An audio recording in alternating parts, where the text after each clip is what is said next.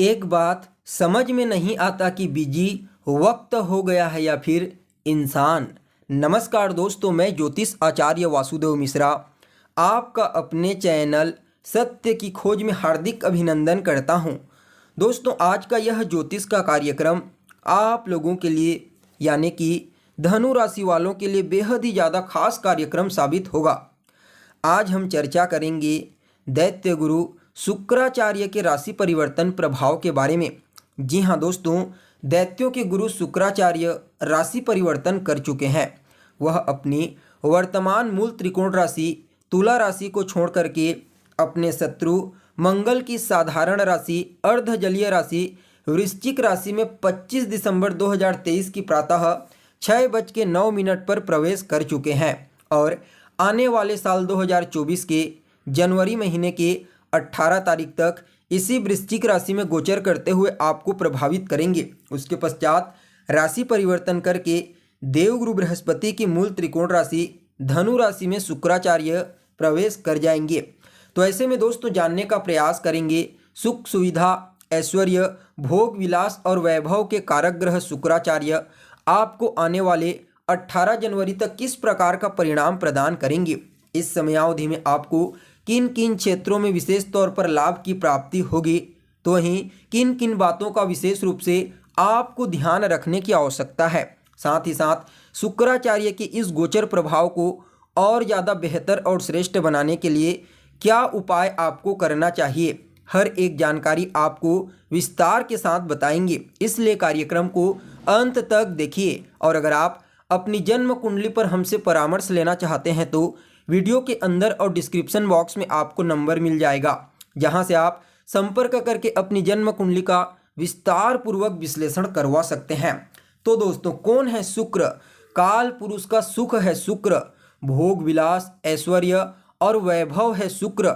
हालांकि मूल रूप से शुक्र देव किसी भी प्रकार से कोई कष्ट या फिर परेशानी उत्पन्न नहीं करते। इनका मूल काम परेशानी देना है ही नहीं, लेकिन जिस प्रकार का श्रेष्ठ परिणाम यह तुला राशि में देते हैं, धनु राशि में देते हैं, मीन राशि में देते हैं, उतना श्रेष्ठ परिणाम इस वृश्चिक राशि में नहीं दे पाते। हालांकि फिर भी शुक्राचार्य का यह गोचर काल आपके लिए कई मामलों में श्रेष्ठ साबित होगा, क्योंकि शुक्रदेव एक जल तत्वीय ग्रह होते हैं और यह जो राशि है वृश्चिक राशि, यह भी एक जलीय राशि है, जिसके परिणाम स्वरूप यहाँ पर गोचर करते हुए सूर्य शुक्रदेव के बल में वृद्धि हो जाती है। वह विशेष रूप से प्रभावशाली होकर के आपको परिणाम देने लगते हैं। इसलिए इस समय कई मामलों में आपको श्रेष्ठ परिणाम प्राप्त होगा। लेकिन इसके लिए आपको यह बात भी हमेशा याद रखनी चाहिए कि गोचर आपकी जन्म कुंडली में स्थित ग्रहों की स्थितियां और वर्तमान की दशा अंतर्दशा के ऊपर डिपेंड करती है। कभी मत भूलिए, गोचर मौसम की तरह है।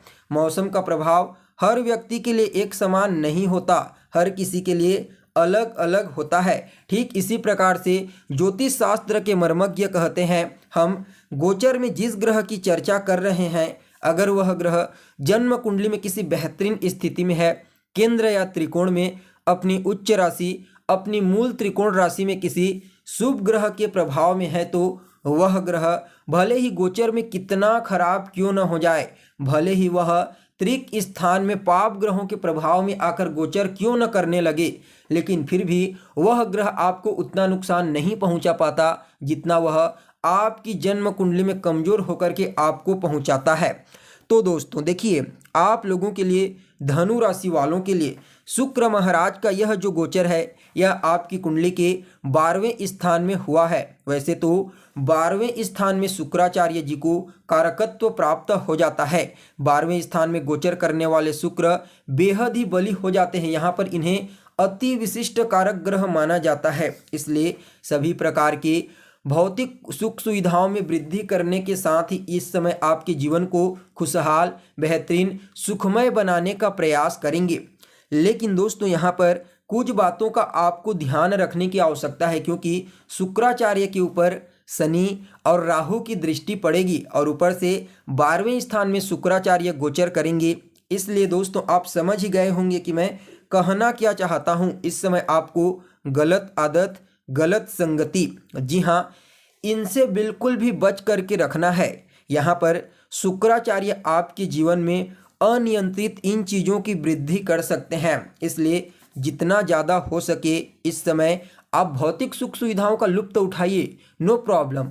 आप सब चीज़ कीजिए, आप महंगी वस्तु खरीदना चाहते हैं, धन खर्चा करना चाहते हैं तो कीजिए, लेकिन गलत आदत और गलत संगति इस समय आपको नुकसान पहुंचा सकती है। यह समय आपके खर्चों में तो वृद्धि कराने वाला साबित होगा, लेकिन यह निर्भर करता है कि आपकी सोच कैसी है। विशेष रूप से इस समय मैं उन पेरेंट्स को, परिजनों को समझाना चाहता हूं, अगर आपके घर में छोटे बच्चे हैं धनु राशि के, तो सबसे पहले तो उनकी कुंडली में शुक्र की प्लेसमेंट को चेक कीजिए।